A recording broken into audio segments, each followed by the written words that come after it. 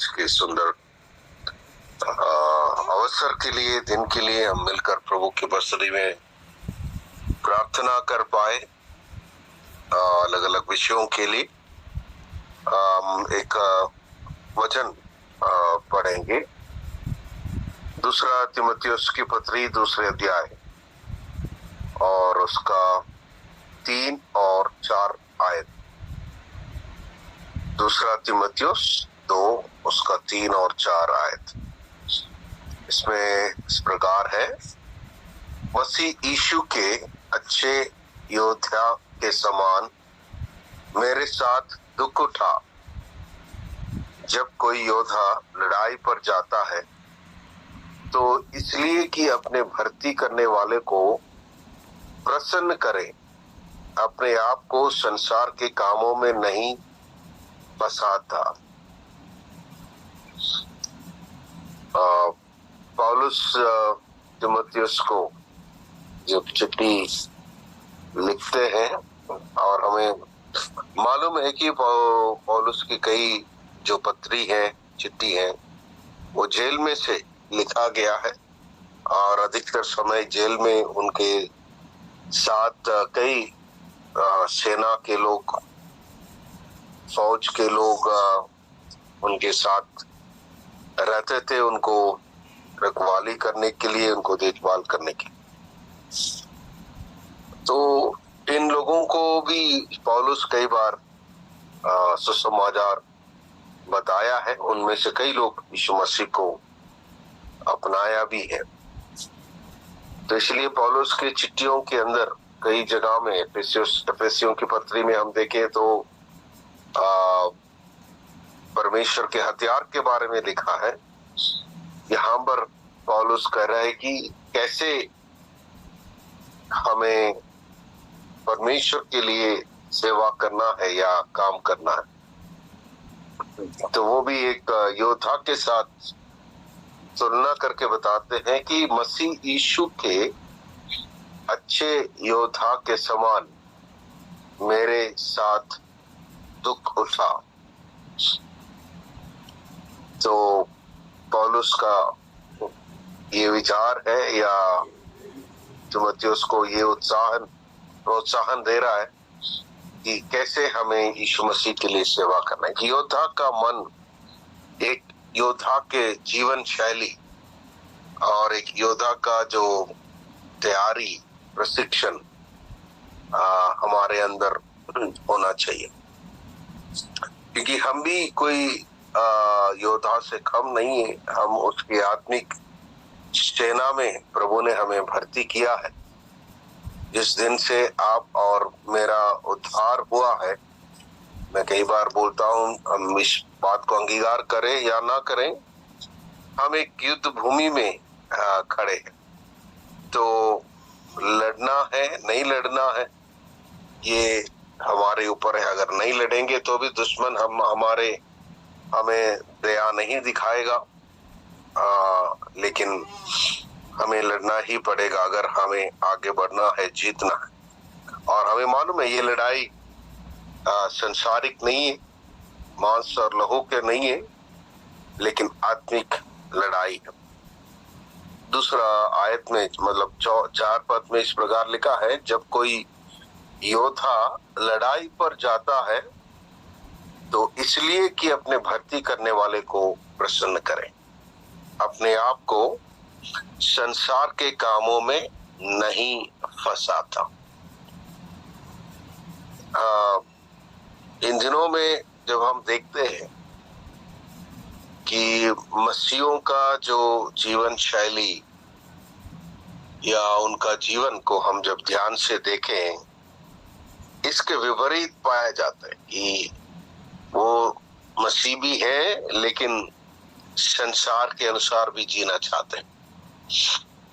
लेकिन पौलुस कहते हैं कि ऐसा कर नहीं सकते हैं। अगर करेगा तो तुम अपने भर्ती करने वाले को क्या नहीं कर सकते, प्रसन्न नहीं कर सकते। जो परमेश्वर है, जो यीशु मसीह है, जो हमें सब बुलाया, अपने साथ, अपने संग में संगी वारिस बनाया। तो इसका कई परिणाम भी होते हैं। हम जानते हैं कि नामधारी मसीहों की संख्या तो बहुत बढ़ रहे, लेकिन उसके अनुसार प्रभाव इस संसार में कुछ नहीं हो रहा।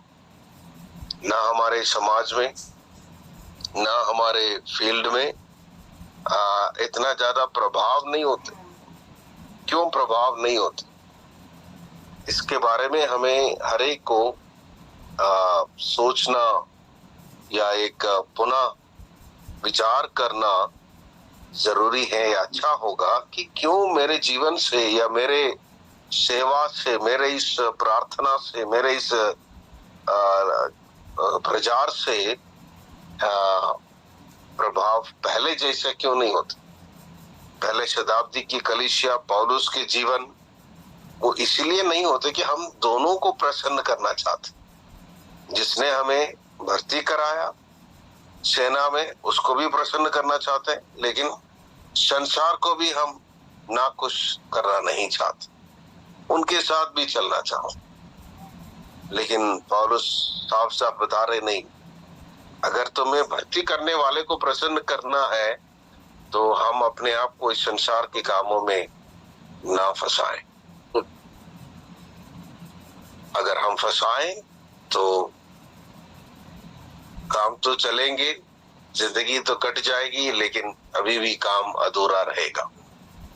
जो प्रभावशाली काम अगर आपके और मेरे जीवन से होना है, परमेश्वर कार्य करवाना है, तो हमें अपने भर्ती करने वाले को प्रसन्न करना पड़ेगा। उसके नीचे 11 और 12 आयत में भी लिखा है कि यदि हम उसके साथ मर गए तो उसके साथ जिएंगे भी, यदि हम धीरज से सहेंगे तो उसके साथ राज भी करेंगे।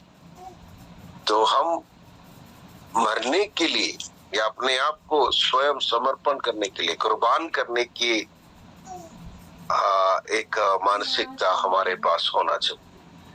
संसार के सारे सुख विलास भी हमें चाहिए, लेकिन यीशु मसीह का राज्य में भी हमें आगे बढ़ना है। तो ये दोनों साथ साथ नहीं चलते। कष्ट उठाकर, दुख उठाकर, संसार के कई चीजों को हमें त्याग कर, इनकार करके एक ऐसा जीवन हमें बिताना है, एक योद्धा के जीवन, एक एथलीट का जीवन। उसके नीचे भी बताया कि बहुत डिसिप्लिन के साथ, अनुशासन के साथ हमें अपने जीवन को रखना पड़ेगा, तभी हम अपने भर्ती करने वाले को प्रसन्न कर पाएंगे। सो प्रभु इन दिनों में हमारे जीवन में बात करने पाए, आपको मदद करने पाए। इस वचन के द्वारा हम अपने अपने जीवन को जांचे, परखे कि हम उस यीशु को कितना खुश कर पा रहे हैं। क्या यीशु हमसे कितना खुश है?